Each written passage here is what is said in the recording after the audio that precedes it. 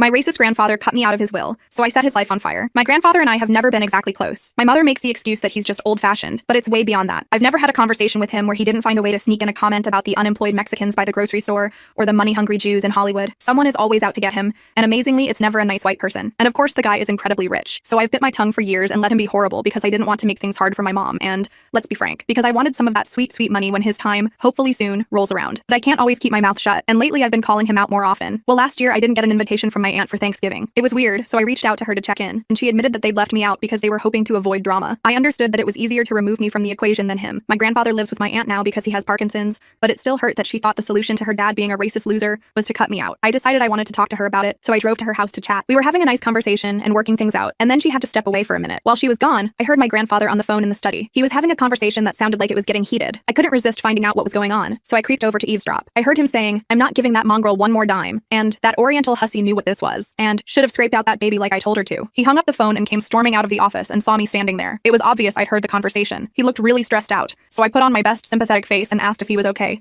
partially because I'm not going to be outright mean to an old guy who looks like he's about to have a heart attack, and partly because I was hoping for tea. I guess I caught him at a vulnerable moment, because he revealed his big secret to me. When he was young in the military, he'd gotten a young Korean woman pregnant overseas. She had the baby, who was now grown up and in medical school and trying to steal his money, in his words. He said something about how hard it had been keeping this secret from his wife and kids all these years. Obviously, this story did nothing to make him seem like less of a miserable jerk, but it did, I don't know, kind of humanize him, like a terrible human, but a human nonetheless. It sort of felt like we were bonding. I even made a suggestion that maybe his secret son just wanted a relationship with him more than he wanted money, and he actually seemed to think about that possibility, so I felt like we were getting somewhere. My aunt came back out and he told me he wanted me at Thanksgiving. She was so relieved. We got through a few more holidays and it seemed like everything was going to be okay. Then that spring, I got pregnant. I won't lie, this wasn't planned, but I'm at a place in my life where I can support a child, and I've always wanted to be a mom, so I decided to go through with the pregnancy, even though the timing isn't great and the father and I aren't together. I told my family at Easter that I was going to be having a baby. They were understandably surprised but supportive, until we got to my grandfather. He immediately asked what color the man was who I let run through me. When I said that yeah, the baby is going to be mixed, he was enraged. He called me all sorts of absolutely disgusting words for defiling myself, and asked me how I was planning to tell my future hybrid daughter